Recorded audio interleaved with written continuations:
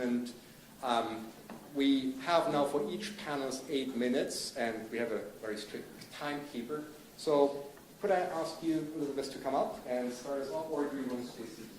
I think we decided that we will speak from here. Are you picking me up? It's working fine? Okay. Thank you very much, Oliver and panelists. I look very much forward to hearing what you have to say. My task in this panel is to do a couple of things very briefly. First, to define food sovereignty, or characterize it as best I can, and then to sketch the history of the food sovereignty movement very briefly. So first, the definitions.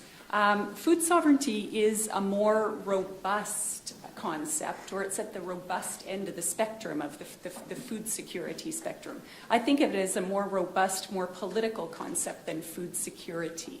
Food sovereignty, as you can see on the board, there is the right of peoples to healthy and to culturally appropriate food produced through ecologically sound and sustainable methods, and crucially, their right to define their own food and agriculture systems. So food sovereignty is very concerned about the who and the how. Who produces the food? How do they produce it? Where do they produce it? The nature of that food. And crucially, the rights of people to define the nature of their own food systems, the nature of the systems by which they access and or produce food.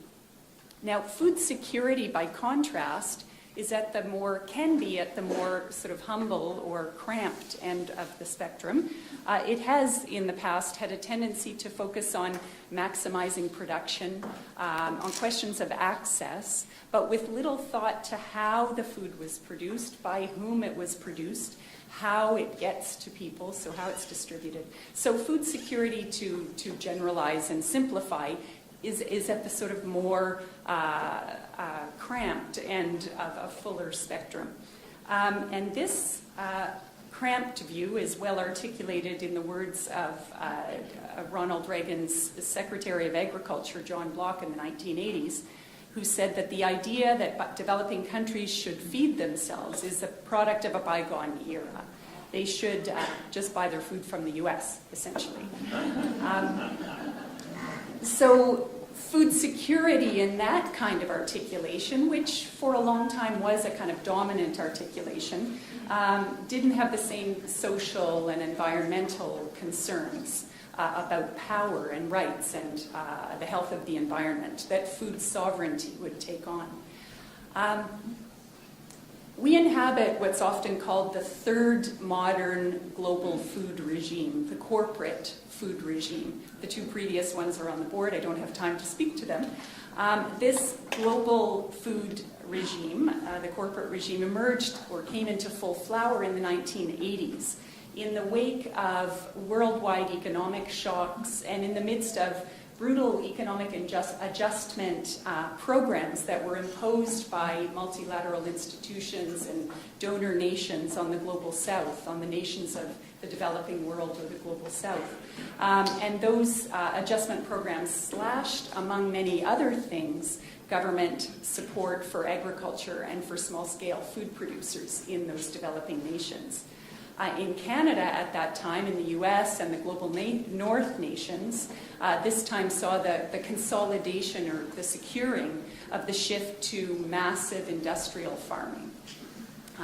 And it's no coincidence that in that decade, the 1980s, the food sovereignty movement was born. It began to emerge in the 80s in direct response to the injustices and inequities that were being spawned by this self-securing corporate food model. In the 80s, national peasant organizations began to forge transnational solidarities among themselves, first in Latin America, among food producers, indigenous food producers as well, and landless food workers.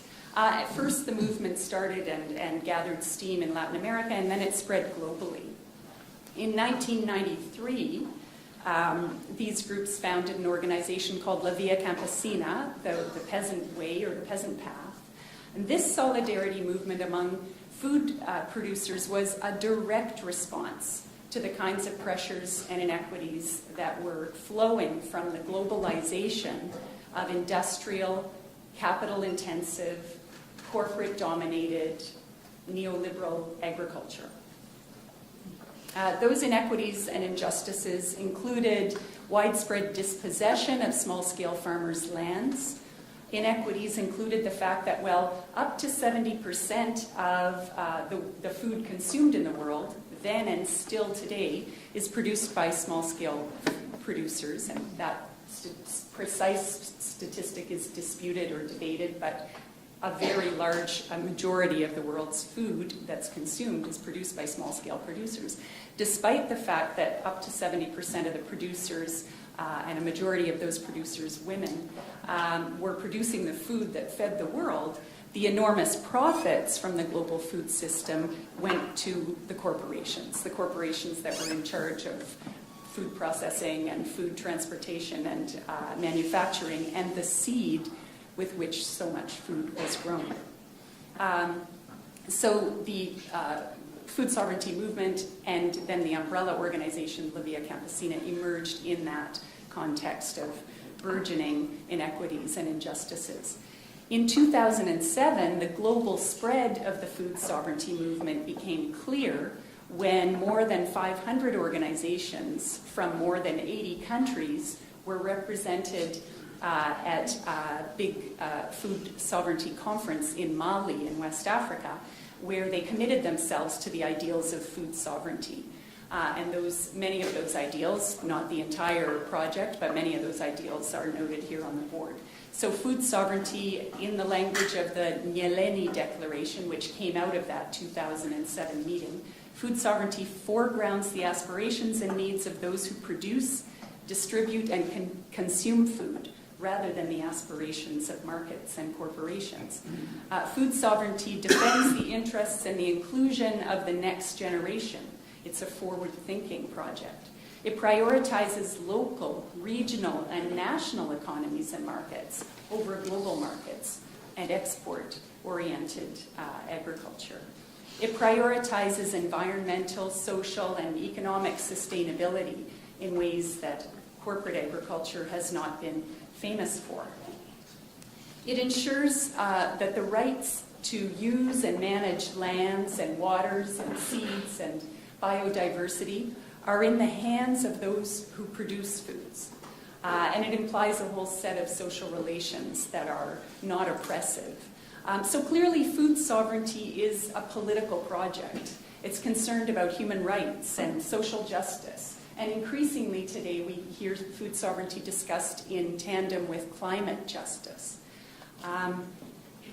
And the most recent report of the Intergovernmental Panel on Climate Change, the IPCC, helps us to draw the direct connection between food production and the climate crisis. It reminds us that agriculture produces, in its statistic, 25% of greenhouse gases. And it calls for urgent action to address the land degradation that results from the unsustainable food production activities that we've been engaging in now for several decades. Many commentators call the IPCC's 25% figure, 25% of greenhouse gases coming from agriculture. Many commentators call that figure too low. If we factor in the miraculous carbon sequestering capacity that's lost when we cut down Amazon forests to raise cattle, for instance, and if we factor in the emissions produced by transporting strawberries around the world in the middle of winter so that consumers can eat them out of season, and so on, and many of the factors that Jutta and others will speak to, then the carbon footprint of agriculture is very much higher. That's the food-climate nexus that we want to speak to here today. So now we'll hear from colleagues about the challenges and also some of the inspiring actions that they see on the ground in the communities where they research.